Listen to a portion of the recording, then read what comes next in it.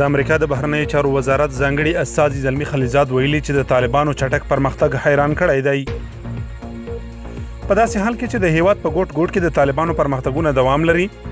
د افغان سولې لپاره د امریکا ځانګړی استازی زلمي خلیزاد وایي چې په پوځي ډګر کې د طالبانو چټک پرمختګ دی حیران کړی دی. خلیزاد زیاتوي چې د بهرنیو ځواکونو تر وتلو وروسته د جګړې د سختېدو تمه درلوده، خو